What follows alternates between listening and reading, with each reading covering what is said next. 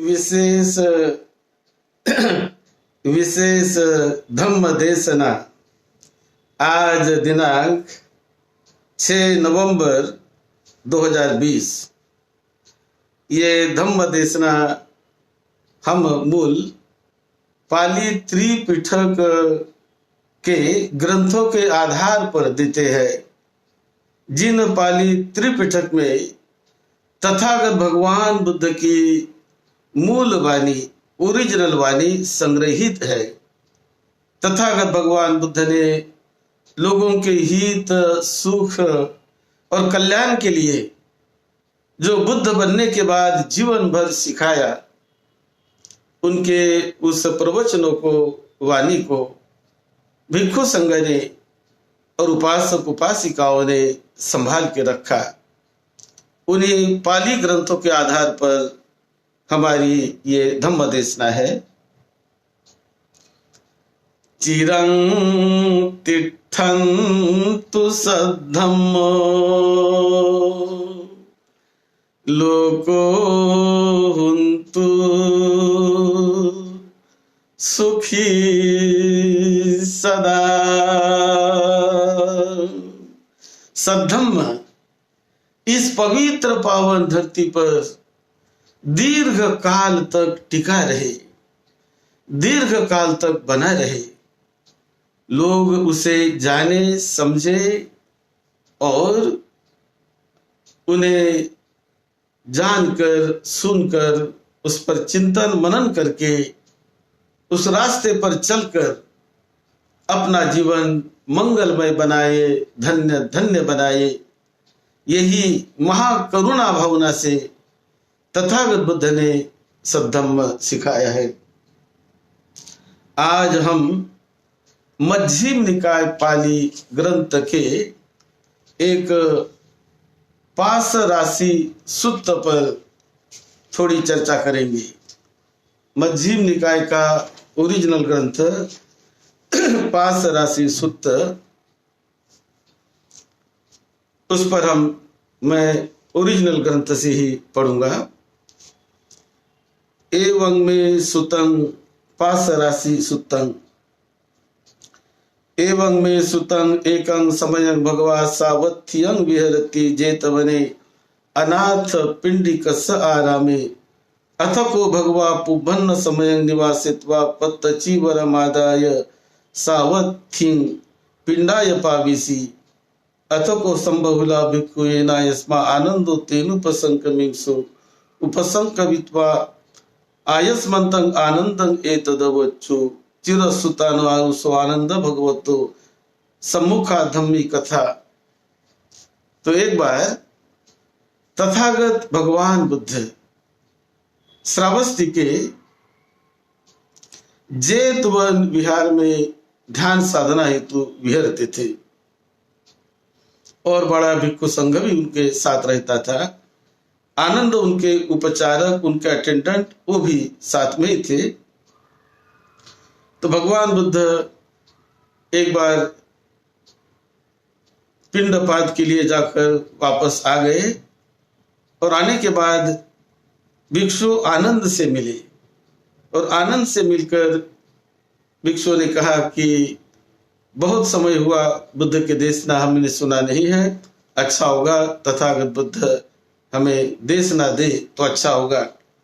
तो इस प्रकार का आनंद को कहने के बाद आनंद ने बुद्ध को कहा और फिर भोजन के पश्चात, जब वो भोजन के पश्चात आनंद ने बुद्ध को बताया और फिर वे सभी लोग अथको भगवा आयस्मा आनंदेन सद्धिंग एन पुब्ब कोठको तेनुपसंकमी गतानि परि सिंचिंग तु पुब्ब कोठके गतानि परिसिंचित्वा पच्चुत्तरित्वा एकचिवरो 88 गतानि पुब्बा पये मानो अयं भन्ते रमकस्य ब्राह्मणस्य अस्सम अविदुरो रमणीयो भन्ते रमकस्य ब्राह्मणस्य अस्समो पासादिको भन्ते रमकस्य ब्राह्मणस्य अस्समो। तो उन्होंने भिक्षु संघ इकट्ठा हो गया, तैयारी की और आनंद ने कहा भगवान बुद्ध को कि भगवान यहाँ से रमकस्य ब्राह्मण का आश्रम यहाँ से नजदीक है, तो वहां जाकर चलो हम धम्म चर्चा करेंगे, भिक्षुओं को भी उपदेश देंगे और सभी उसके लाभान्वित हो गए। ऐसा करके वो वहां से निकलकर रमक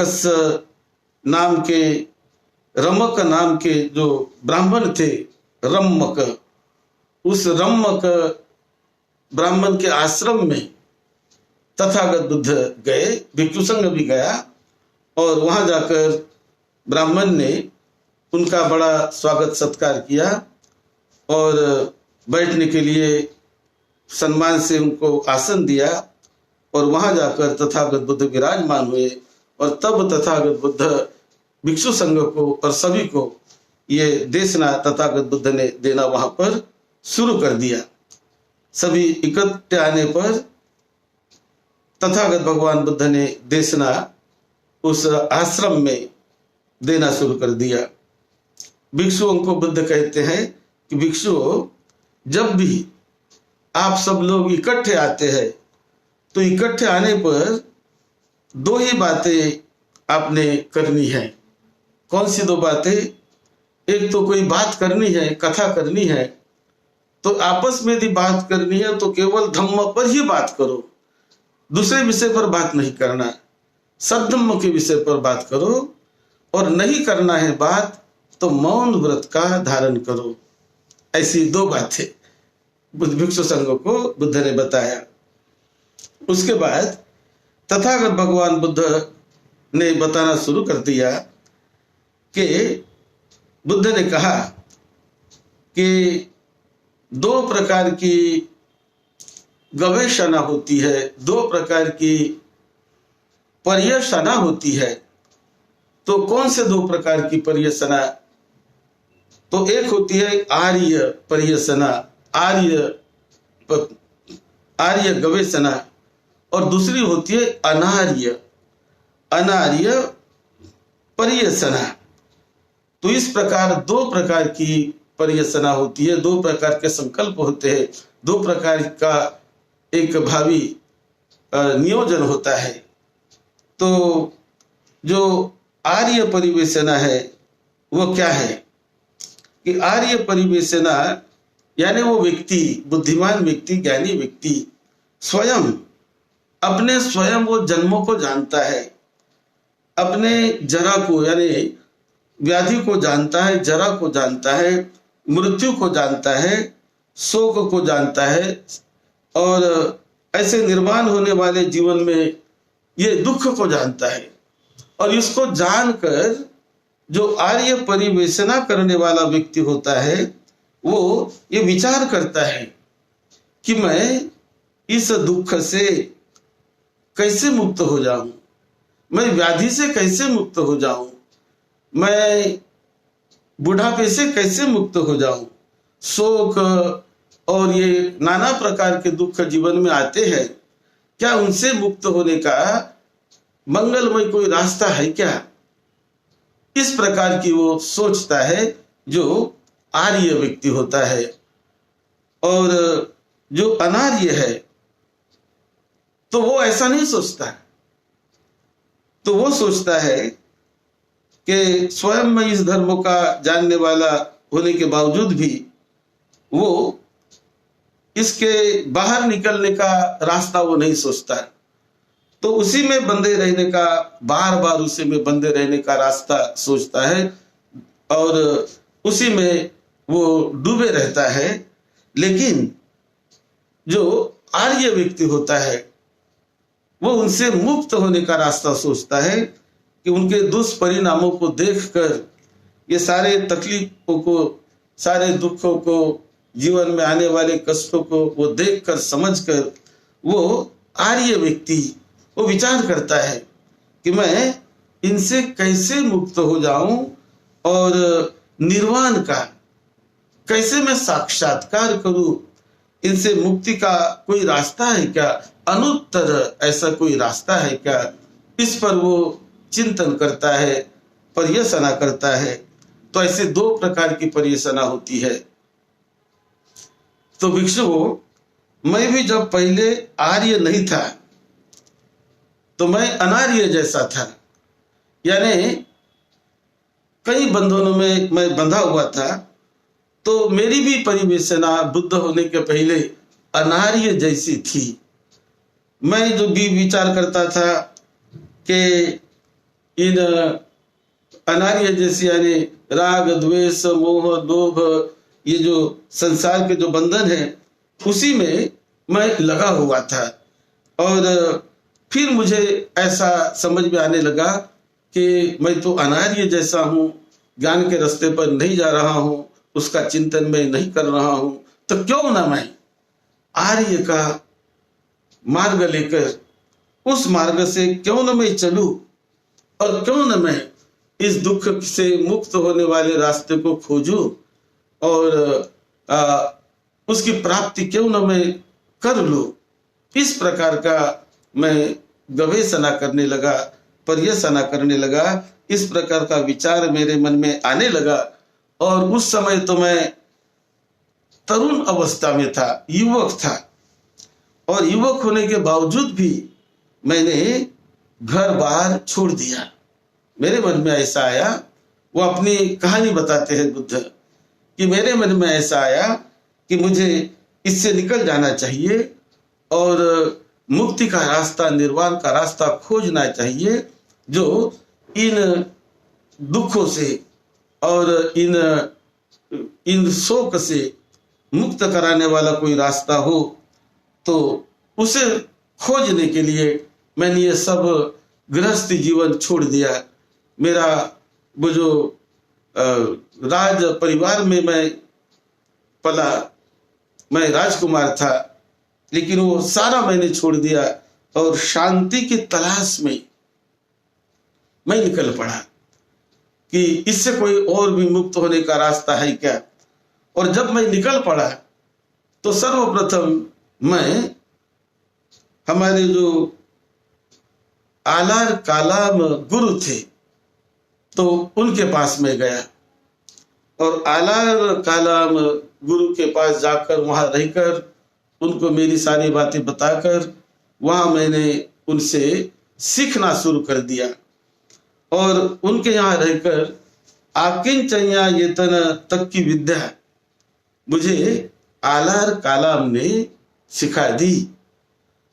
लेकिन मेरा वहां पर समाधान नहीं हुआ। मैं अपने आप को टटोलता रहा, खोजता रहा कि मैं मुक्त हो गया हूं क्या इन बंधनों से, कि और भी कोई क्लेश मेरे मन में है। तो मुझे पता चला कि नहीं, ये तो ज्ञान मुझे हुआ ही, लेकिन इससे मेरी मुक्ति नहीं हुई। मैं और भी बंधन में से मुक्त नहीं हुआ, तो उससे मुझे आगे जाना था। तो मैंने आलार कालाम के आश्रम से मैंने निकल गया, वो भी मैंने छोड़ दिया, और छोड़कर उदाक रामपुत्र नाम के जो गुरु थे, मैं उसके आश्रम में चला गया। और उनके आश्रम में जाकर वहां मैं सीखने लगा जो भी प्रचलित विद्या भारत के समाज में यहाँ विद्यमान थी। तो उनमें से सबसे बड़े गुरु उस समय उदक रामपुत्र को माना जाता था। तो उदक रामपुत्र के आश्रम में मैं चला गया और वहां जाकर मैं वहां सीखने लगा। तो उदक रामपुत्र ने मुझे नेव संज्ञा ना संज्ञा यतन तक के ज्ञान को सिखाया, और वो पूरी तरह मैंने हासिल किया। लेकिन उसके बाद और भी मैं अपना स्वयं का परीक्षण करने लगा कि इस ज्ञान को तो मैंने पा लिया है, लेकिन क्या इससे मैं निर्वेद को प्राप्त हो गया हूं क्या, विराग को प्राप्त हो गया हूं क्या, इससे मुझे मुक्ति का अनुभव हो रहा है क्या।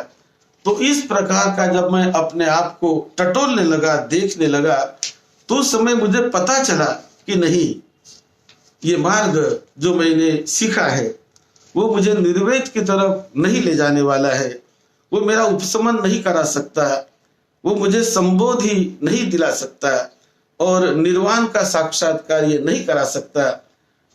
तो फिर भी मैं विकारों में फंसा हुआ हूं, ऐसा सोचकर मैंने वहां से भी उनको पूछा कि इसके आगे कोई रास्ता है क्या? तो उन्होंने कहा नहीं, इसके आगे कोई रास्ता नहीं, इसके आगे कोई यहाँ पर जानने वाला नहीं है। आप तो पूरी तरह इस बात को सीख गए हैं, मेरे साथ रहो, गुरु बनो और लोगों को हम सिखाएंगे। तो मैंने कहा नहीं, मुझे गुरु बनने का कोई शौक नहीं है, मैं तो मेरे मुक्ति के लिए प्रयत्न कर रहा हूँ, और यदि रास्ता नहीं है तो मुझे स्वयं खोजना पड़ेगा। ऐसा बोलकर उनको वहां से मैं निकल गया।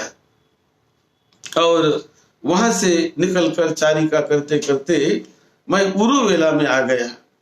और उरुवेला में जो स्थल बड़ा रमणीय था, बहुत ही अच्छा स्थल था साधना के लिए, बहुत सुयोग्य ऐसी वो भूमि थी।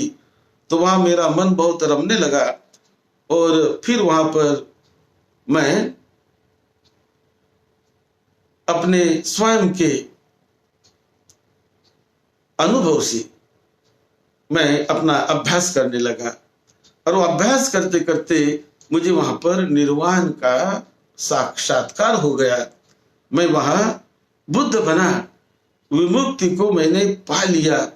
और मुझे अब पूरी तरह पता चल गया कि विमुक्ति अब अचल है।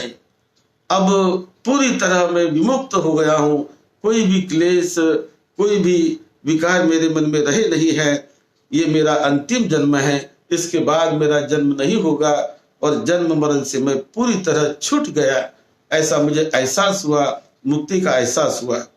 यह एहसास होने के बाद मुझे लगने लगा कि ये तो मार्ग बड़ा गंभीर है, बड़ा दुर्गम मार्ग है, केवल विद्वान लोग ही इसे जान सकते हैं। सामान्य लोग तर्क से इसे प्राप्त नहीं कर पाएंगे, केवल तर्क वितर्क पर यह आधारित नहीं है। जो सामान्य व्यक्ति है वो तो काम भोगों में रत रहते हैं, काम भोगों में, इंद्रियों के काम भोगों में रत रहते हैं, तो वो इनको जान नहीं पाएंगे। कैसे मैं इनको सिखाऊं, कौन इसे समझ पाएगा? ऐसा सोचकर मेरा चित्त एक शांति की तरफ झुकने लगा। मुझे लगा कि नहीं, इसे कोई जानने वाले, सिखाने वाले मत सीख नहीं पाएंगे, इस समझने वाले नहीं मिलेंगे मुझे। ऐसा मेरे मन में विचार आने लगा। और जब यह मेरे मन में विचार आया तो उस समय सहमपति ब्रह्मा, वो ब्रह्मलोक से, उन्होंने मेरे मन के विचार को जानकर वो ब्रह्मलोक से वहां पर आ गए। और वहां आकर उन्होंने मुझे बताया, मुझे उन्होंने वंदन किया, बताया, अतको भिक्खवे ब्रह्मा सहमपति से यथापि नाम बलवा पुरुषो समिज्जतं वा बाहं पसारेय पसारितं वा बाहं समिज्जय एवमेतं ब्रह्मलोके अंतर्हितो मम पुरतो पातुरहोसि अतको भिक्खवे ब्रह्मा सहमपति एकं संग उत्तरा संग करित्वा एनाहं तेनंजलि परामेत्वा मंग एतदवोच। तो ब्रह्मलोक से ब्रह्मा सहमपति वो यहाँ पर मुझे मिलने के लिए आए। आकर उन्होंने हाथ जोड़कर मुझे कहा, देशे तु बनते भगवा धम्मं देशे तु सुगतो धम्मं संति सत्ता अपर जख जाति का। तो मुझे वो कहने लगे कि बनते, आपके मन में जो विचार आ रहा है कि मैं धम्म ना दूं, ऐसा ना करो, आपने धम्म देना चाहिए। धम्मों को ये बांटो कि इससे बहुत लोगों का कल्याण होगा, बहुत लोगों का मंगल होगा, और इसीलिए आपने ये धम्म को देना है, धम्मों को बांटना है। इस प्रकार का निवेदन मुझे ब्रह्मा सहमपति ने किया।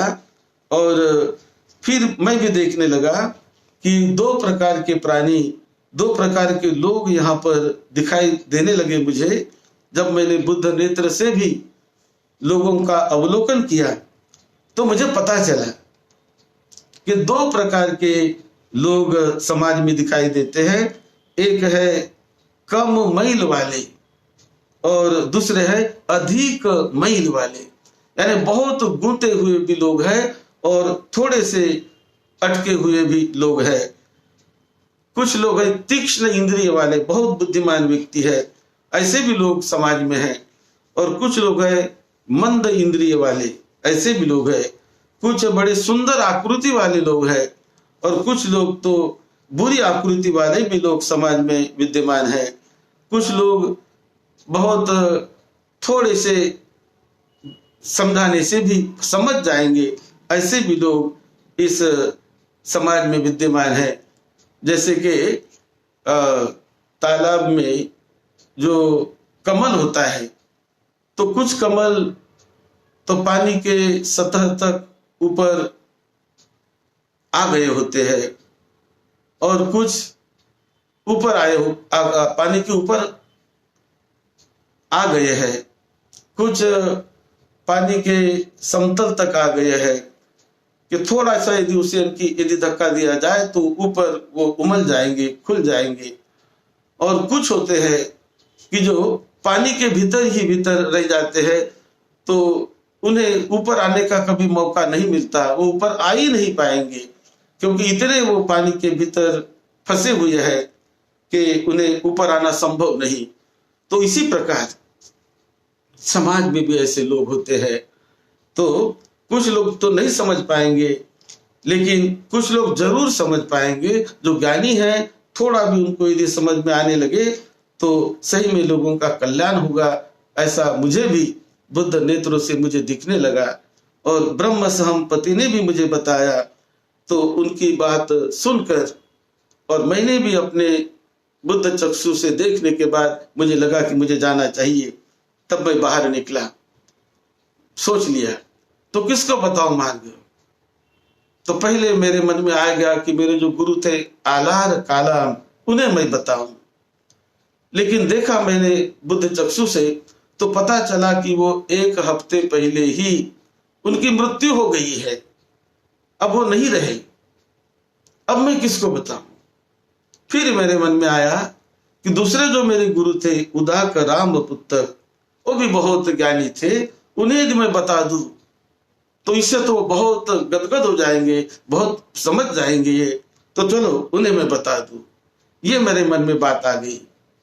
लेकिन मैंने देखा, मेरे बुद्ध चक्षु से देखा कि जो उदाक राम पुत्र थे वो पिछली रात में ही गुजर चुके थे। पिछली रात में ही उसकी मृत्यु हो चुकी थी और वो ब्रह्मलोक में वो पैदा हो गए। तो अब किसको सिखाऊं। तब मेरे मन में पंचवर्गीय भिक्षु की बात आ गई। मैं पूरे वेला आने के पहले पंचवर्गीय भिक्षुओं के साथ रहता था। वहां मैंने बड़ी कठोर तप साधना की और वो भी सत्य के लिए प्रयास करने वाले पंचवर्गीय लोग थे। तो वो मेरे मन में आ गए और फिर मैंने सोचा कि नहीं, उन्हें जाकर मैं सिखाऊंगा, वो इसे समझ पाएंगे क्योंकि वो इसी के लिए प्रयत्नशील है। फिर मैं वहां गया, वाराणसी सारनाथ में जाकर ऋषिपतन में जो पहले मैं ध्यान करता था, तो वहां जाकर पंचवर्गीय भिक्षुओं से मुलाकात हुई। पहले तो मुझे वो सम्मान, मतलब मेरा स्वागत नहीं करना चाहते थे, लेकिन जैसे मैं नजदीक गया सभी खड़े हुए, स्वागत सत्कार किया, बैठने के लिए मुझे आसन दिया। और फिर वहां मैंने ये धम्म वो समझ पाएंगे ये सोचकर वहां जाकर मैंने उनको सिखाया। और सिखाते ही जरा से मुक्त होने वाला मार्ग, मृत्यु से, व्याधि से, मरण से, शोक से, दुख से, क्लेशों से, सभी से मुक्त होने मार्ग का जब मैंने देशना उनको दी, वो देते ही उन्होंने जान लिया, समझ लिया, उनको उसकी अनुभूति होने लगी और साक्षात्कार हुआ सद्धम्म का उन्हें भी, और उन्होंने भी उस निर्वाण का साक्षात्कार कर लिया उसी समय। उनमें से तो अरहत, कोंडन ने तो अरहत बन गए और बाकी जो लोग थे वो श्रोतापन्न, सकृदागामी आदि मार्ग पर पहुंच गए। तो फिर मुझे एहसास होने लगा कि सही में ये जो मार्ग है, इसी वर्तमान जीवन में कल्याण करने वाला मार्ग है, सभी का मंगल करने वाला मार्ग है।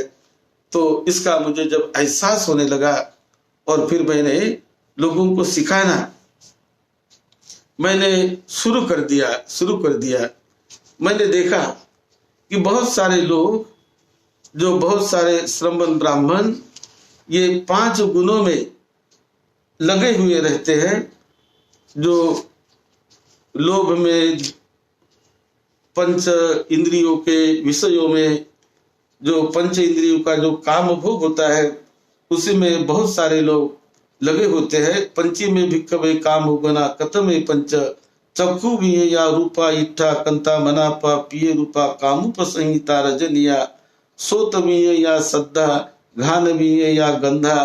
तो इस प्रकार का ये 5 इंद्रियों के जाल में बहुत सारे श्रमण ब्राह्मण फंसे होते हैं।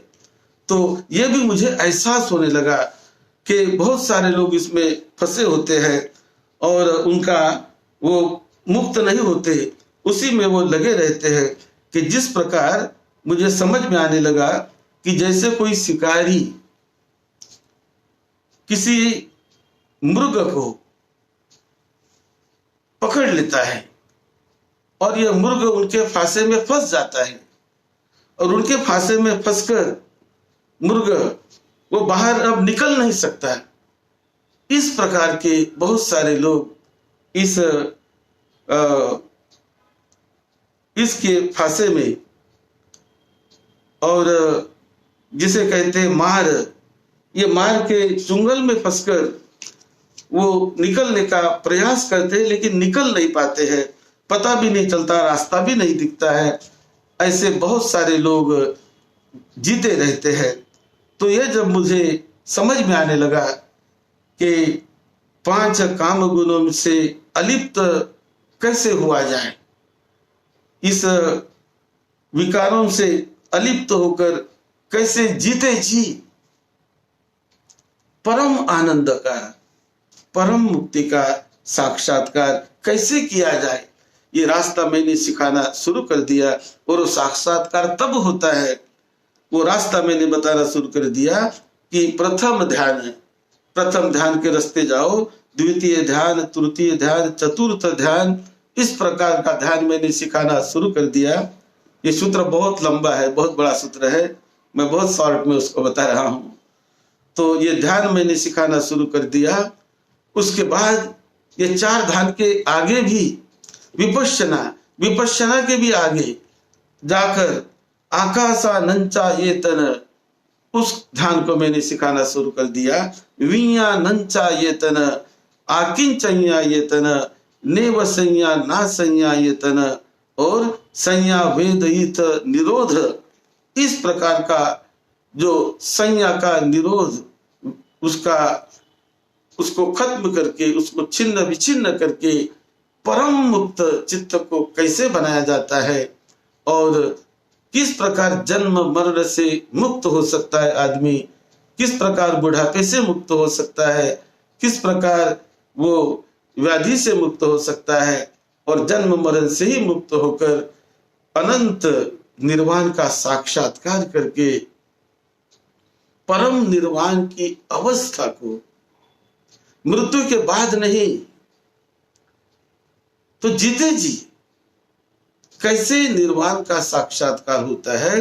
अरहत्व पद जो होता है, निर्वाण जो होता है, ये निर्वाण यानी तृष्णा को नष्ट करना, लोभ मोह द्वेष विकारों को नष्ट करना, ये मृत्यु के बाद नहीं तो जीते जी भी नष्ट किया जा सकता है। और वो अनुभूति जिन जिन लोगों को आई है, ऐसे कई लोगों को मैंने देखा और उस रास्ते से लोग चलने लगे, चल रहे।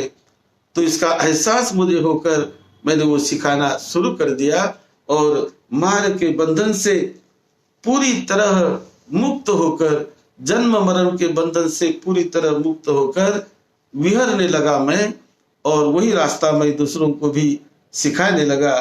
आकाशा नंचा येतन समति कम्मं अनंतं विज्ञानं, विज्ञानंचा येतनं समति कम्मं नत्थि किंचिति आकिंचन्या येतनं उपसंपज्जं विहरति। और उसके आगे जाकर सब बसो आकिंचन्यायतनं समति कम्मं नेव संयाना संयायतनं उपसंपज्जं विहरति। तो इस प्रकार ये रास्ता मैंने सिखाना शुरू कर दिया। और ये पापी मार जो है, तो मार कभी हमें देख नहीं सकता। मार को हमने अंधा कर दिया। कैसे मार को अंधा करेंगे, कैसे उनके चुंगल से बच जाओगे, उनके फांसे से कैसे बच जाओगे, ये रास्ता मैंने लोगों को सिखाना शुरू कर दिया। और लोग उस रास्ते पर चलकर स्वयं उसका अनुभव लेने लगे, जानने लगे कि मैं सही माने में मुक्त हो रहा हूं। और कई कुलपुत्र, कई विद्वान लोग, कई ज्ञानी लोग आए, मेरे पास आए, उन्होंने जाना, उन्होंने समझा और जानकर समझकर उसका परीक्षण करके स्वयं उसका साक्षात्कार करके वो जीने लगे। और मार को हमने अंधा कर दिया। अयं उच्चति भिक्षवे भिक्षु अंधम काशी मारं अपदं वदित्वा मार चक्षुं अदसनं गतो पापी मतो। कि जो मार सेना जिसे कहते हैं, मार जो आक्रमण कर कर हमें बंधन में बांधते रहता है, मृग को जैसे शिकारी जाल में पकड़ता है, उसी प्रकार ये पापी मार लोगों को, सामान्य मनुष्य को और सभी को जाल में पकड़ने का प्रयास करता है। लेकिन जो बुद्धिमान आदमी अपने प्रयत्न से उससे छूटकर मार को अंधा बना देता है, ताकि मार उनको देख न सके, वो समझ न सके, उनके गति को जान नहीं सकता मार। और इस प्रकार वो जो व्यक्ति है वो गति मुक्त हो जाता है, सारे बंधनों से मुक्त हो जाता है। ये रास्ता मैंने सिखाना शुरू कर दिया। और वो जो शिकारी के बंधन से छूटने का मार्ग मैंने स्वयं पाया, स्वयं उसका मैंने साक्षात्कार किया और कईयों को तो साक्षात्कार करवाया। तो इसीलिए भिक्षुओं, आप भी इस रास्ते से चलो और इस रास्ते से चलकर मार के बंधन से मुक्त हो जाओ, मुक्त हो जाओ और अपने जीवन का मंगल करो, अपने जीवन को धन्य करो। इस प्रकार इस सूत्र का ऐसा सार है। और ये जब भिक्षुओं ने, सभी ने सुना, तो ये सुनकर भिक्षुओं ने तथागत भगवान बुद्ध के बातों का बहुत अभिनंदन किया। और बहुत से भिक्षुओं को वो साक्षात्कार होने लगा। कुछ लोगों को वो सुनते ही फल की प्राप्ति होने लगी। और इस प्रकार ये सूत्र तथागत बुद्ध ने वहां भिक्षुओं को सिखाया और लोगों का बड़ा कल्याण हुआ। तो मध्यम निकाय में इस प्रकार से ये सूत्र ओरिजिनल रूप में आता है, जिस पर हमने चर्चा की।